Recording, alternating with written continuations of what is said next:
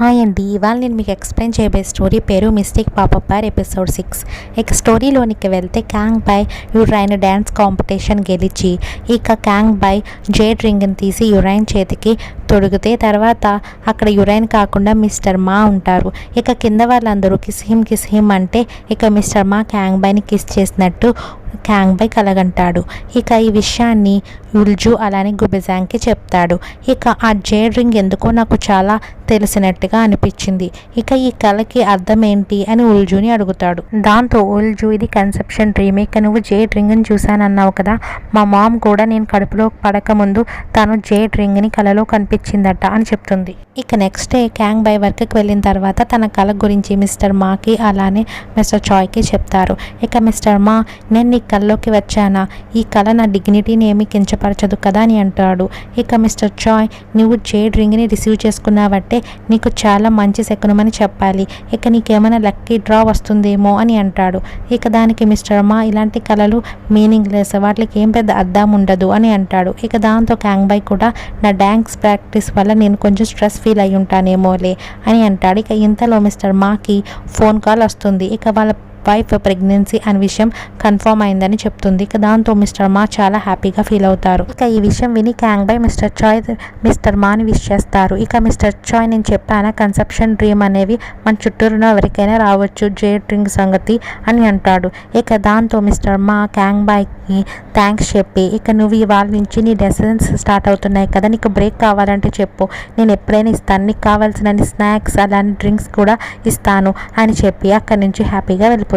ఇక నెక్స్ట్ సీన్లో ఉల్జు గుబెజాంగ్ గ్రాసరీ షాప్కి వెళ్తూ ఉంటారు. ఇక గుబెజాంగ్ని మీ మామ్కి కన్సెప్షన్ డ్రీమ్ ఏం వచ్చింది నువ్వు పుట్టక ముందు అని అడుగుతుంది. ఇక దానికి గుబెజాంగ్ చెప్తూ ఉండగా పక్కన ఉల్జు ఉండదు. ఏమైందని చూస్తే ఒక చిన్న పిల్లవాడు క్రెయిన్ గేమ్ ఆడుతుంటే తాను వెళ్ళి అక్కడ చూస్తూ ఉంటుంది. ఇక ఆ పిల్లవాడు విన్ అవ్వకపోయేసరికి ఆగు నేను ట్రై చేస్తాను అని చెప్పి తాను ఆడుతుంది. ఇక గుబెజాంగ్ కూడా వచ్చి తనని ప్రోత్సహిస్తాడు. కానీ ఉల్జు కూడా విన్ అవ్వదు. ఇక దాంతో గుబెజాంగ్ నేను ఆడతానని చెప్పి తను ఆడతాడు. ఇక కొంతసేపటికి ఆ పిల్లవాడు మీరిద్దరూ పక్కకి లెగిస్తే నేను ఆడతాను అని చెప్తే దానికి ఉల్జు నువ్వు ఇంటికి వెళ్ళి హోంవర్క్ చేసుకో అని చెప్పి తను పంపించేసి వాళ్ళిద్దరూ అక్కడే గేమ్ ఆడుతూ ఉంటారు. ఇక క్యాంగ్ బై యురైన్ డ్యాన్స్ ప్రాక్టీస్ చేస్తూ ఉంటారు. ఇక ఆ టీచర్ చెప్పిన స్టెప్స్కి క్యాంగ్ బై సరిగా చేయలేకపోతూ ఉంటాడు. డాన్సింగ్ అనేది నీ కాన్ఫిడెన్స్ బట్టి ఉంటుంది. ఇక యురైన్తో కలిసి స్టెప్స్ వేయమంటుంది. ఇక క్యాంగ్ బై యురైన్ దగ్గరికి తీసుకోగానే తన కింద వదిలేస్తాడు. దాంతో యురైన్ నువ్వు ఫిజికల్గా చాలా వీక్గా ఉన్నావు, కొన్ని స్టెప్స్కే ఇంత వీక్ అయిపోతే ఎలాగా అని అంటుంది. దాంతో క్యాంగ్ బై అవును నేను ఫిజికల్గా అంత స్ట్రెంత్గా లేను అని అంటాడు. ఇక దాంతో వాళ్ళ టీచర్ యురైన్ ఇంటికి వెళ్ళిపోమని చెప్పి క్యాంగ్ బైని ఇంకొక అరగంట ప్రాక్టీస్ చేయమంటుంది. దాంతో క్యాంగ్ బై ఇంకా ప్రాక్టీస్ అని అంటే అవును నువ్వు ఈ డ్యాన్స్తో స్టేజ్ మీదకి ఎలా వెళ్దాం అనుకుంటున్నావు, ఇక నువ్వు చేయాల్సిందల్లా కొంచెం ప్రాక్టీస్, నువ్వు కొంచెం కష్టపడితే చాలు, నువ్వు ట్రై చేస్తే అయిపోతుంది, కానీ ఇక ప్రపంచంలో కొన్ని పనులు అంత కష్టపడ్డా కూడా అవ్వవు అని అంటుంది. ఇక దాంతో క్యాంగ్ బై ఓకే ప్రాక్టీస్ చేస్తాను అని అంటాడు. ఉల్జు గుబెజాంగ్ ఆ గేమ్ ఆడుతూ వాళ్ళ దగ్గర ఉన్న మనీ అంతా అయిపోతాయి. దాంతో ఉల్జు ఇప్పుడు మనం గ్రాసరీస్ ఏ మనీతో కొంటాము అని అంటుంది. దాంతో గుబెజాంగ్ అవును ఇప్పుడు వెనక్కి వెళ్ళి మనీ తీసుకుని వస్తానికి కూడా టైం లేదు, షాప్ ఓపెన్ చేయాలి కదా, మనం క్యాంగ్ బై దగ్గరికి వెళ్ళి కొంత మనీ అడుగుదాము అని అంటాడు. ఇక క్యాంగ్ బై వాళ్ళ టీచర్ని టచ్ అవ్వకుండా అవాయిడ్ చేస్తూ డ్యాన్స్ ప్రాక్టీస్ చేస్తూ ఉంటాడు. ఇక ఉల్జు గుబెజాంగ్ అది బయట నుంచి చూసి మనం క్లాస్ మధ్యలో ఎలా వెళ్తాము అని అడుగుతుంది. దాంతో గుబెజాంగ్ మనం ఫాస్ట్గా వెళ్ళి కొన్ని డబ్బులు తీసుకుని వచ్చేద్దాం అంతే అని చెప్పి ఉల్జుని లోపలికి తోయడగానే ఆ సౌండ్కి వాళ్ళ టీచర్ క్యాంగ్ బైని టచ్ చేస్తుంది. ఇక వెంటనే తాను బాధతో కింద కూర్చుండిపోతుంది. దాంతో క్యాంగ్ బై మ్యామ్ ఏమైంది అని అడుగుతాడు. దానికి ఆమె నేను ఎంత ట్రై చేసినా నేను ప్రెగ్నెంట్ కాలేకపోతున్నాను, 2 ఇయర్స్గా నేను చాలా ట్రీట్మెంట్స్ తీసుకున్నాను, కానీ ఇక హోప్స్ వదిలేసుకున్న తర్వాత ఇవాళ నా ఫస్ట్ డే ఇక వర్క్లో అని అంటుంది. ఇక ఫస్ట్లో నేను IVF ప్రాసెస్ తీసుకున్నప్పుడు నేను బేబీ మీద చాలా హోప్స్ పెట్టుకున్నాను, అలానే జాబ్ మానేశాను, ఇక ఫుల్గా బేబీ మీదే కాన్సన్ట్రేట్ చేద్దామని. ఇక నేను ప్రెగ్నెంట్ అని తెలిసినప్పుడు మేము యూనివర్స్ని అందుకున్నంత ఆనందపడ్డాము, కానీ తర్వాత ప్రెగ్నెన్సీ పోయిన తర్వాత నేను ఎవరిని బ్లేమ్ చేయలేను, నా మీద నన్ను బ్లేమ్ చేసుకోవడం తప్ప, ఎందుకంటే నేను ఇంకా మదర్ని కావడానికి అంత స్ట్రెంగ్త్ నాలో లేదేమో, ఇక ఎప్పటికీ కూడా రాదేమో అని అంటుంది. ఇక దాంతో ఉల్జు ఇది నీ తప్పు కాదు అని అంటుంది. దానికి ఆమె డాక్టర్ అలానే మా హస్బెండ్ కూడా ఇది నా తప్పు కాదు అని చెప్తున్నారు. కానీ నేను ఇది ఆ విధంగా చూడలేకపోతున్నాను. నాకు నేను ఒక లూజర్గా కనిపిస్తున్నాను. నాకు కావాల్సిందల్లా నేను తల్లిని కావడం. ఇక మా హస్బెండ్ కూడా నువ్వు ఇలా ఫిజికల్గా అలానే ఎమోషనల్గా కుంగిపోవడం నాకు ఇష్టం లేదు. బేబీ కన్నా నాకు నువ్వు ఇంపార్టెంట్. ఇక నువ్వు ఇంతలా సఫర్ అవుతావంటే నాకు బేబీ అవసరం లేదు. ఇక మనం ఎన్ని రోజులైంది హ్యాపీగా నవ్వుకుని మాట్లాడుకుని. కాబట్టి ఇక ఇక్కడితో వదిలేద్దాం. 2 ఇయర్స్గా మనం చేయాల్సిందన్నీ చేశాము. కాబట్టి సుయాంగ్ ఇవన్నీ మర్చిపోయి నీ కొత్త లైఫ్ స్టార్ట్ చెయ్యి అని చెప్పి మేము ఒకరికొకరు ప్రామిస్ చేసుకున్నాము.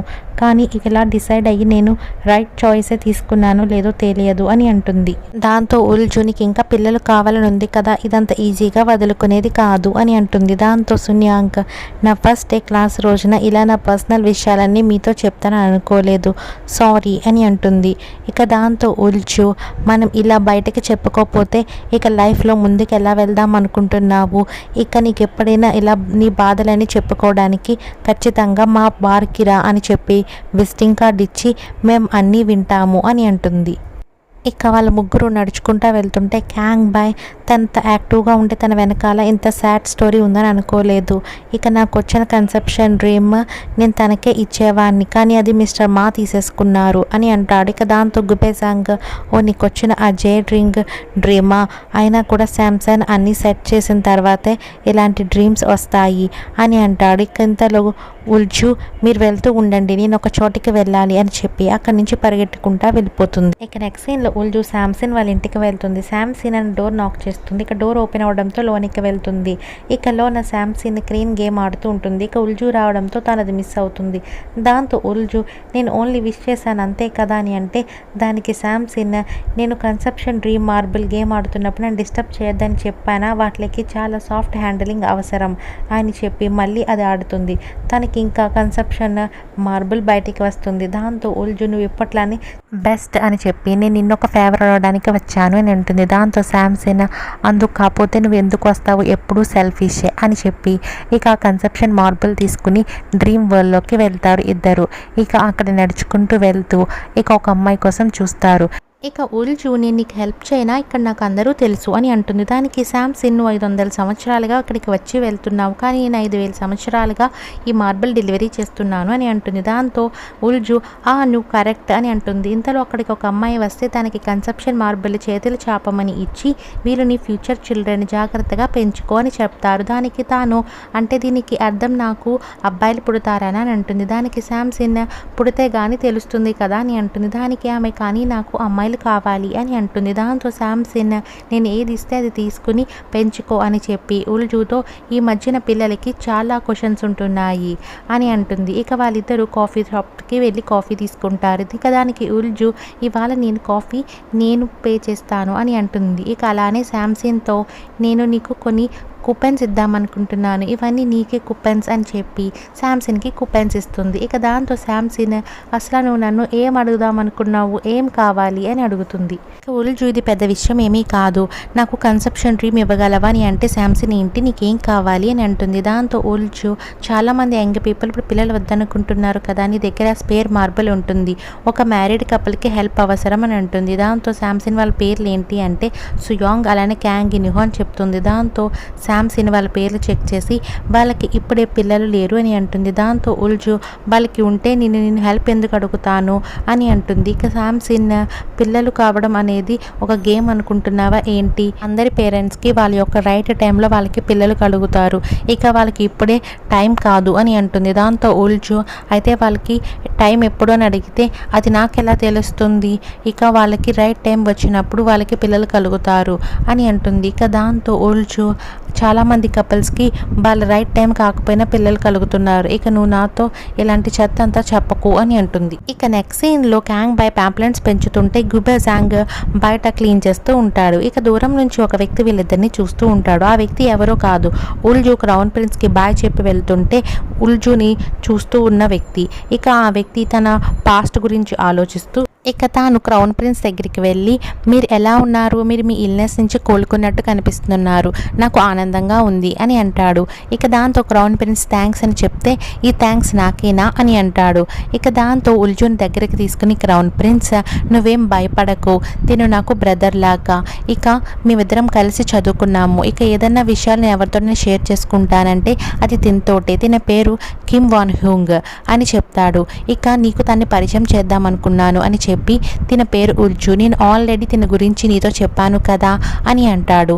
ఇక దాంతో తనతో తిను అందంగా లేదా అని అడిగితే, దానికి కిమ్ హాంగ్ నాకు ఇప్పుడు అర్థమవుతుంది మీరు ఎందుకు తనతో ప్రేమలో పడ్డారో అని అంటాడు. ఇక ప్రజెంట్లోనికి వస్తే వ్యాన్ హాంగ్ ఇక అలా మిస్టిక్ పాపప్ బార్ వైపు చూస్తూ, మీరు ఎలా ఉన్నారు ఓల్డ్ ఫ్రెండ్, చాలా కాలం అయింది చూసి యువర్ హైనెస్ అని అనుకుంటాడు. ఇక నెక్స్ట్ సీన్లో గుబేజాంగ్, నువ్వు శాంసంగ్ దగ్గరికి వెళ్ళి కన్సెప్షన్ డ్రీమ్ మార్బుల్ అడిగావా, తను నీకు ఇస్తుంది అనుకున్నావా అని అంటాడు. దానికి ఉల్జు, అయితే నేను దాన్ని దొంగతనం చేయను అని అంటే, గుబేజాంగ్ అలాంటి పని చేయకు, అది స్పెషల్ థెఫ్ట్లోకి వస్తుంది, ఇది చాలా డేంజరస్ అని అంటాడు. ఇక క్యాంగ్ బై, నేను ఆ డ్రింక్ దొంగతనం చేస్తే నేను చంపేస్తానన్నారు కదా అని అంటే, ఇక ఉల్జు షటాప్ అని అంటుంది. ఇక ఇంతలో అక్కడికి డెత్ గాడ్ వచ్చి, ఎవరు చంపుతున్నారు అని అంటాడు. ఇక దానికి గుబేజాంగ్, అదేమీ లేదు, ఇక్కడ దోమలు ఉంటే చంపుతున్నాము అంతే అని అంటాడు. ఇక క్యాంగ్ బై డెత్ గాడ్ని విష్ చేస్తాడు. ఇక డెత్ గాడ్, మీరు ఏమీ మళ్ళీ వేరే స్టూపిడ్ పనికి ఏమీ పూనుకోలేదు కదా అని అడిగి, తర్వాత తనకి ఆకలిస్తుందని ఒక బౌల్ రవ్స్ ఇమ్మంటాడు. ఇక దానికి ఉల్జు, మీరు ఇంకా ఈ టైంలో తినలేదా అని అంటుంది. దాంతో డెత్ గాడ్, ఆఫ్టర్ లైఫ్లో ఎప్పుడు ఏదో ఒక ప్రాబ్లమే అని అంటాడు. ఇక ఇంతలో తనకి ఫోన్ కాల్ వచ్చి ఒక ఈవిల్ స్పిరిట్ తప్పించుకుంది అని చెప్తారు. ఇక దాని ఇన్ఫర్మేషన్ పంపించమని అడుగుతుంటే, ఇంతలో గుబేజాంగ్, మళ్ళీ ఈవిల్ స్పిరిట్ తప్పించుకుందా, అది ఇప్పుడు ఎక్కడుంది అని అడుగుతాడు. ఇక దాంతో ఉల్జీకి కోపం వచ్చి డెత్ గాడ్తో, మీరు మీ పనులు ముగించుకొని ఇక్కడి నుంచి వెళ్ళండి, మేము కంగారులోనే ఉన్నాము, అది గ్రడ్జ్తో కనుక తిరుగుతుంటే మేము దాని గ్రడ్జ్ని కూల్ చేస్తాము, కానీ అది ఈవిల్ స్పిరిట్ అయితే దాన్ని మీరు లాకప్ చేయండి అని చెప్పి, గుబేజాంగ్కి కూడా అర్థమైందా అని అడుగుతుంది. ఇక నెక్స్ట్ డే క్యాంగ్ బై ఆఫీస్కి వెళ్ళిన తర్వాత డ్యాన్స్ ప్రాక్టీస్ చేస్తూ ఉంటాడు. ఇక తన వెనకాల యురైన్ ఉన్నట్టు కనిపిస్తుంది. ఇక వెనక తిరిగి చూస్తే అక్కడ మిస్టర్ చాయ్ ఉంటాడు. ఇక నేను ఒక సెకండ్ యురైన్ అనుకున్నాను అని అంటే, దానికి మిస్టర్ చాయ్, యురైన్ మెన్స్ రూమ్లో ఏం చేస్తుంది, అయినా కూడా నువ్వు లేనివి ఉన్నట్టు చూస్తున్నావు, ఇక తన చేయి పట్టుకుని తన కళ్ళల్లోకి చూస్తూ డ్యాన్స్ చేయడం వల్ల నీకు తన మీద ఫీలింగ్స్ కలిగినట్టున్నాయి, నువ్వు తన్ని ఇష్టపడుతున్నట్టున్నావు, అయినా ఆఫీస్ రొమాన్స్కి ఒక చార్మ్ వేరేగా ఉంటుందిలే, ఇక నీ వర్క్ ప్లేస్ రొమాన్స్ స్టార్ట్ చేయి, గుడ్ లక్ అని చెప్పడంతో ఇక క్యాంగ్ బై మురిసిపోతాడు. ఇక నెక్స్ట్ సీన్లో క్యాంగ్ బైకి యురైన్ కనిపించడంతో తన దగ్గరికి వెళ్తాడు. ఇక యురైన్, నీ ఎక్స్ట్రా క్లాస్ లెసన్స్ ఎలా అయినాయి అని అడిగితే, నేను బాగా ప్రాక్టీస్ చేశాను, ఇప్పుడు నా అంతటి నేను కూడా ప్రాక్టీస్ చేసుకోగలుగుతున్నాను, ఇప్పుడు నేను బాగానే చేస్తున్నాను అని అంటాడు. ఇక దానికి యురైన్, బాగానే కాదు, మనం బాగా చేయాలి, ఇక మన గోల్ గుర్తుంది కదా, మనకి ఫస్ట్ ప్లేస్ రావాలి అని అంటుంది. ఇక దానికి క్యాంగ్ బై, మన గోల్ అంటే గుర్తుకొచ్చింది, మన గోల్ రీచ్ అవ్వాలంటే మనం బాగా డ్యాన్స్ చేయడమే కాదు, మనకి డ్రెస్సెస్ కూడా అవసరం, ఇక ఇది మన డే ఆఫ్ అని చెప్పి డ్రెస్సెస్కి వెళ్దామా అని అడుగుతాడు. ఇక దాంతో వాళ్ళిద్దరూ డ్రెస్సెస్ కొనడానికి వెళ్తారు. ఇక యురైన్ వేసుకొచ్చిన డ్రెస్సెస్ చూసి క్యాంగ్ బై ఆశ్చర్యంగా ఫేస్ పెడతా ఉంటాడు. ఇక తర్వాత 2 డ్రెస్సెస్ ట్రైల్ వేసిన తర్వాత ఇక తను ఒక రెడ్ డ్రెస్ సెలెక్ట్ చేసుకుంటుంది. ఇక దాంట్లో యురైన్ చాలా అందంగా ఉండడంతో, నువ్వు దీంట్లో చాలా బాగున్నావు అని చెప్తాడు. ఇక దాంతో అక్కడున్న ఆవిడ, మీకు దీనికి మ్యాచ్ అయ్యే డ్రెస్ ఇస్తాను అని చెప్పి క్యాంగ్ బైకి ఒక డ్రెస్ ఇచ్చి తన్ని వేసుకుని రమ్మంటుంది.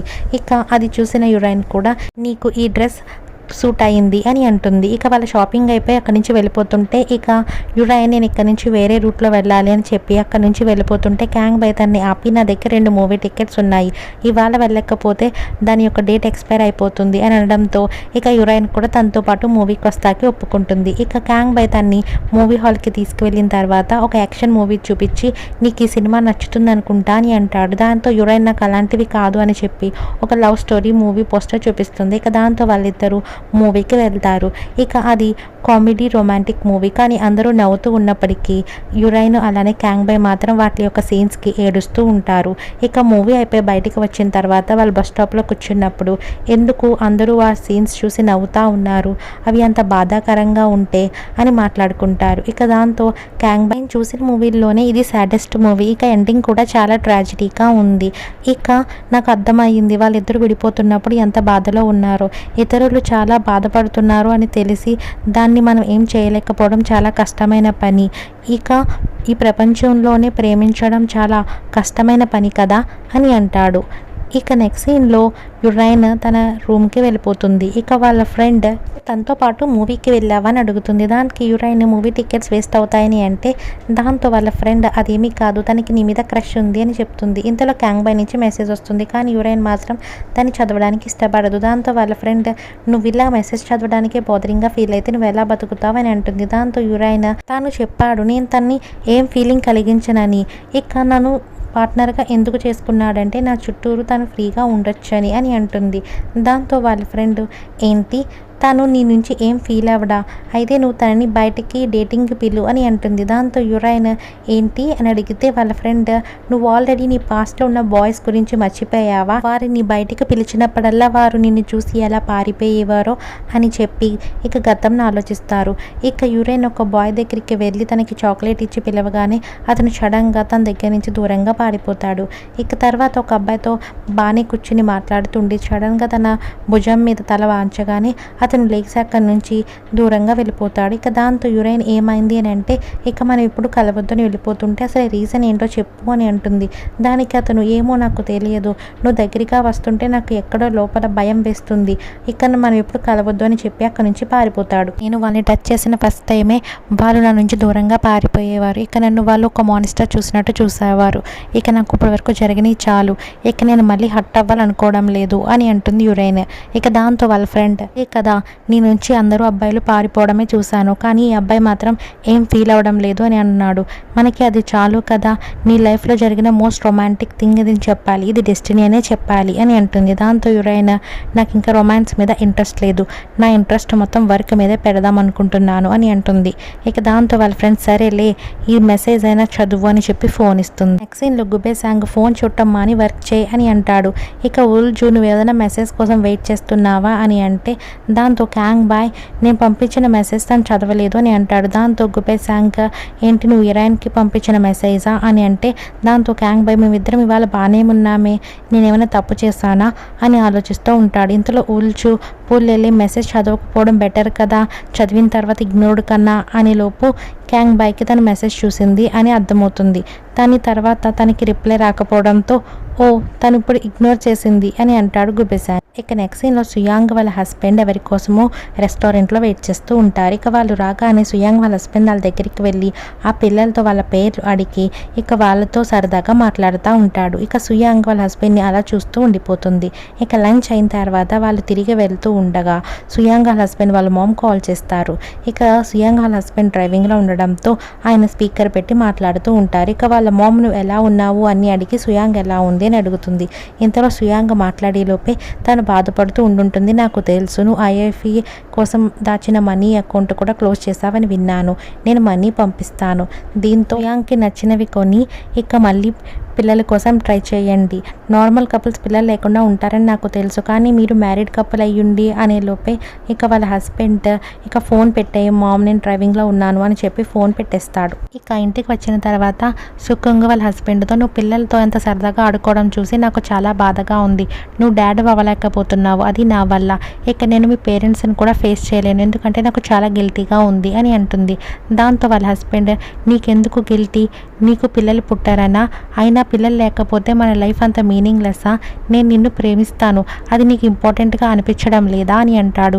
ఇక దాంతో తాను అయినా నేను అంత ఈజీగా వదలలేకపోతున్నాను, చాలా బాధగా ఉంది, దీని బదులు మన మ్యారేజ్నే ఎండ్ చేస్తే బెటర్, ఇక నేను ఒంటరిగా ఉన్నా ఇంత బాధపడనేమో అని చెప్పి ఇక ఇంట్లో నుంచి బయటికి వచ్చి రోడ్డు మీద నడుస్తూ ఉంటుంది. ఇక తన కోట్లో mystic popup bar visiting card కనిపించడంతో ఇక అక్కడికి వెళ్తుంది. ఇక ఉల్జు తన ముందు ఫుడ్ పెట్టి ఈ ఫుడ్ నీకు ఇష్టం లేదా అని అడుగుతుంది. దానికి తను మా హస్బెండ్ నేను ఎప్పుడు ఇదే తినేవాళ్ళం, మా ఇద్దరికి ఈ ఫుడ్ అంటే చాలా ఇష్టం అని చెప్తుంది. ఇక ప్రెగ్నెన్సీ ట్రై చేస్తున్నప్పటి నుంచి నేను ఇది మానేశాను అని అంటుంది. దాంతో ఉల్జు మనం ప్రెగ్నెన్సీ టైంలో ఏం తింటామో అది కూడా ఇంపార్టెంట్ అని అంటుంది. ఇక దానికి తాను అవును నేను హెల్దీ ఫుడ్ తినడానికి ట్రై చేసేదాన్ని, ఇక నా టూత్పేస్ట్ నుంచి షాంపూ వరకు నేను అన్ని హార్మ్ఫుల్ ఇంగ్రీడియంట్స్ ఉన్నవన్నీ మానేశాను అని చెప్తుంది. గుబెజాంగ్ మీరు పర్ఫెక్షనిస్ట్ అనుకుంటా అని అంటాడు. దానికి తాను హార్డ్ వర్క్ పే ఆఫ్ అనేది నా మోటో, కానీ నేను ఈ మధ్యనే నేర్చుకున్నాను హార్డ్ వర్క్ మనకు అన్నిటినీ ఇవ్వదని. ఇక నేను నా హార్డెస్ట్ టైం వల్ల మా హస్బెండ్తో కూడా చాలా హార్ష్గా ఉంటున్నాను. ఇక ఇప్పుడు కూడా నేను ఆయన మీద అరిచి ఇక్కడికి వచ్చాను అని అంటుంది. ఇక క్యాంగ్ బాయ్ ఇదంతా మర్చిపోయి చల్లారేలోపు దీన్ని తినండి అని అంటాడు. దాంతో ఉల్చు మీకు తెలియదా, ఈ రెసిపీ చల్లారితేనే బాగుంటుంది. ఇక లైఫ్ కూడా అంతే. ఇప్పుడు ఏ విషయం అయితే నిన్ను బాధ పెడుతుందో అది కాలం గడిచే కొద్దీ మానిపోతుంది. ఇక నువ్వు అంతవరకు అక్కడ ఆగి వేచి ఉండు. ఇక నీకు నువ్వు స్ట్రాంగర్ అని కూడా ఫీల్ అవుతావు. ఇక ఎలా అయితే ఈ రెసిపీ చల్లారే వరకు ఆగుతున్నావో అని అంటుంది. ఇక దాంతో సుకుంగ్ మీరు నిజమే అంటున్నారు, అన్ని విషయాలు కూల్ అయ్యే వరకు వేచి ఉండాలి. ఇక మా హస్బెండ్ నేను ఎక్కడున్నానో వెతుకుతూ ఉండుంటారు, నేను ఆయనకి కాల్ చేస్తాను అని అంటుంది. ఇక దాంతో ఉల్జు మీరెందుకు ఈ డిష్ని ఇంటికి తీసుకుని వెళ్ళి ఆయనతో కలిసి షేర్ చేసుకోకూడదు అని అంటుంది. ఇక గుబెసాంగ్ కూడా ఇది లేట్ అయింది, నేను మిమ్మల్ని ఇంటి వరకు నడిచి వస్తాను అని అంటాడు. ఇక ఉల్జు ఆమెకి ఒక డ్రింక్ ఇచ్చి ఇది చాలా స్పెషల్ డ్రింక్, ఇది ఒక గ్లాస్ తాగండి, మీకు మంచి గుడ్ నైట్ స్లీప్ ఉంటుంది. ఇక అన్ని వరీస్ గురించి మర్చిపోయి హ్యాపీగా పడుకోండి అని అంటుంది. ఇక సుకుంగ్ ఇంటికి వెళ్ళిన తర్వాత వాళ్ళ హస్బెండ్ నేను నీ గురించి చాలా వరి అయ్యాను, నువ్వేమో ఈ వైన్ తీసుకురావడానికి బయటికి వెళ్ళావా అని అడుగుతాడు.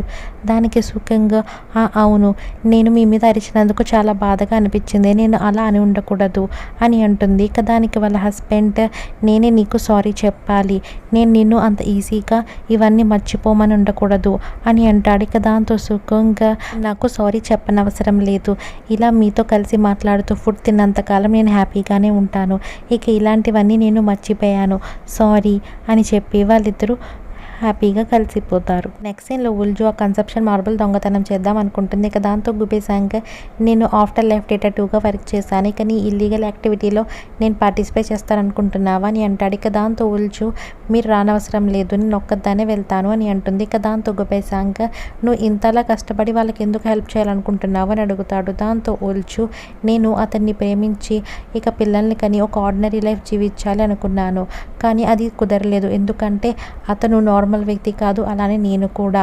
ఇక చివరికి నా కోరికలేమి నెరవేరకుండానే నేను చనిపోయాను. ఇక నాకు అర్థమవుతుంది సుకుంగ్ ఎలా ఫీల్ అవుతుందో, ఇక తాను ఎంత బాధలో ఉందో, ఇక తన కోరిక ఎంత విలువైందో. ఇక నేను చాలా ఎమోషనల్గా ఇర్రేషనల్గా కనిపించవచ్చు, ఇక నేను నిన్ను అర్థం చేసుకో అని కూడా అడగను, కానీ నువ్వు నన్ను ఆపకు అని అంటుంది. ఇక దాంతో గుబెసాంగ్ వెళ్దాము, ఇప్పుడు నిన్ను అర్థం చేసుకునే వాళ్ళు ఇంకా ఇద్దరు ఉన్నారు అని చెప్తాడు. ఇక అంతలో అక్కడికి క్యాంగ్ బాయ్ రాగానే తన్ని తీసుకుని శాంసన్ వాళ్ళ ఇంటికి వెళ్తారు. ఇక శాంసన్ నిద్రపోతూ ఉండడంతో దొంగతనంగా ఆ కన్సెప్షన్ మార్బుల్ ఉన్న మెషిన్ దగ్గరికి వెళ్తారు. ఇక ఉల్జు మార్బుల్ బయటకు తీయడానికి ట్రై చేస్తే అది సౌండ్ చేయడం మొదలు పెడుతుంది. ఇక దాంతో క్యాంగ్ బాయ్ని శాంసన్ మీద ఒక కన్నేసి ఉంచు అని చెప్పి అక్కడికి పంపుతారు. ఇక మళ్ళీ ఉల్జు మార్బుల్ బయటకు తీయడానికి ట్రై చేస్తుంది, కానీ తన వల్ల అవదు. ఇంతలో అక్కడికి క్యాంగ్ బాయ్ రాగానే తన్ని ట్రై చేయమని చెప్తుంది, కానీ క్యాంగ్ బాయ్ నాకు ఇది రాదు అని అంటాడు.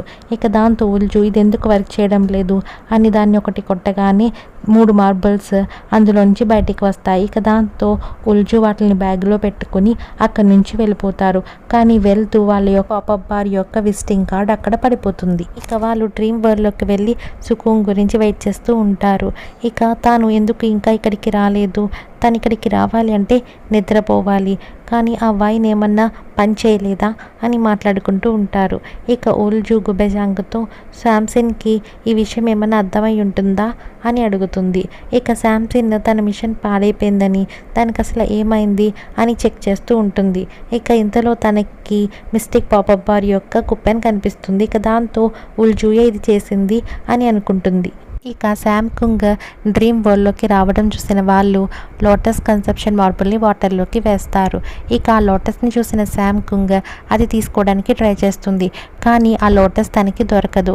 ఇక దాంతో సెకండ్ ట్రయల్ కింద టైగర్ కన్సెప్షన్ మార్బుల్ని ట్రై చేస్తారు, కానీ ఆ టైగర్ శాంకుంగ్ దగ్గరికి వెళ్ళదు. ఇక ఇంతలో అక్కడికి శాంసన్ రావడం చూడటంతో వాళ్ళు థర్డ్ మార్బుల్ని ట్రై చేస్తారు. ఇక వెంటనే శాంకుంగ్ తన యొక్క బ్రైడల్ డ్రెస్లోని ఇక వాళ్ళ అత్తమామల కింద ఉల్జు అలానే గుబెజాంగ్ ఉంటారు. ఇక వాళ్ళని కంగ్రాచులేషన్స్ చెప్పుతూ ఉంటారు. ఇక వాళ్ళు కూడా మా గిఫ్ట్ తీసుకో, నువ్వు మీ హస్బెండ్ గొడవ పడకుండా హ్యాపీగా ఉండండి, ఇక దీన్ని మిస్ అవ్వకు అని చెప్పి ఆ మార్బుల్ని తన వైపు విసురుతారు. ఇక ఇంతలో శాంసన్ మధ్యలోకి వచ్చి దాన్ని పట్టుకుని ఈ మార్బుల్ని ఇంత కేర్లెస్గా ఉంచకూడదు అని చెప్పి అది పట్టుకుని వెళ్ళిపోతుంటే ఇక ఉల్జు అలానే గుబెజాంగ్ క్యాంగ్బాయ్ తన వెనకాలే పడతారు. ఇక వాళ్ళని తప్పించుకుంటూ శాంసన్ ఆ మార్బుల్ని వదలకుండా ఉంటుంది. ఇక ఇంతలో లాస్ట్గా క్యాంగ్బాయ్ ఆ మార్బుల్ని విసరగానే శాంకుంగ్ దాన్ని పట్టుకుంటుంది. ఇక దాంతో తను అది పట్టుకుంది అని చెప్పి వాళ్ళ ముగ్గురు చాలా ఆనందపడతారు. ఇక సుకుంగ్ యొక్క ప్రెగ్నెన్సీ కన్ఫర్మ్ అవడంతో వాళ్ళు శాంసన్ ప్రతిరోజు ఇలానే ఫీల్ అవుతూ ఉంటుంటుంది. తన వర్క్ చేయడానికి చాలా హ్యాపీగా ఉంటుంటుంది. ఇక ఆ ఓంబలో బేబీ చాలా హెల్దీగా ఎదిగి చాలా హెల్దీ హిడ్గా బయటపడుతుంది. ఇక తన చివరికి వాళ్ళ మోమన్ రీచ్ అయింది కాబట్టి ఆ కిడ్ చాలా స్ట్రాంగ్ కిడ్ అయి ఉంటుంది అని అనుకుంటారు. ఇక క్యాంగ్బాయ్ చివరిగా నేను వేసిన త్రో వల్లే తను ఆ క్యాచ్ పట్టుకుంది అని అంటాడు. ఇక దాంతో గుబెజాంగ్ అసలు నేను నీకు ఆ బాల్ పాస్ చేయకుండా ఉండుంటే నువ్వు ఎలా వేసేవాడివి అని చెప్పి వాళ్ళు అలా మాట్లాడుకుంటూ అక్కడి నుంచి నడుచుకుంటూ వెళ్తారు. ఇక గుబెజాంగ్ అలానే ఉల్జు అయితే పాటలు పాడుతూ డ్యాన్స్ చేస్తూ చాలా హుషారుగా నవ్వుకుంటూ నడుచుకుంటూ వెళ్తారు. ఇక వాళ్ళ మిస్టిక్ పాపప్ బార్ దగ్గరికి వచ్చేసరికి వాళ్ళ సామాన్లు ఎవరో తీస్తున్నట్టు కనిపిస్తుంది. ఇక దాంతో ఏం చేస్తున్నారు అని అడుగుతారు. ఇంతలో దత్తగాడు అక్కడికి వచ్చి మీరు సస్పెండ్ అయ్యారు అని చెప్తాడు. ఇక దాంతో ఉల్జు ఇది చాలా అన్రీజనబుల్ అని అంటుంది. ఇక క్యాంగ్బాయ్ అయితే మాకు ఇంకొక ఛాన్స్ ఇవ్వండి అని అడుగుతాడు. దాంతో దత్తగాడ్ మీకు ఇంకొక ఛాన్స్ ఇస్తే దీని నుంచి బయటపడగలరు అనుకుంటున్నారా, ఇదేమురా ది వ్యాంగ్ యొక్క ఆర్డర్, మీరు హెవెన్స్ రూల్ని బ్రేక్ చేసి కన్సెప్షన్ మార్బుల్ని దొంగతనం చేసినందుకు ఇక mystic popup bar human world నుంచి సస్పెండ్ అవుతుంది అని చెప్తాడు. ఇక్కడితో ఎపిసోడ్ ఫినిష్ అవుతుంది.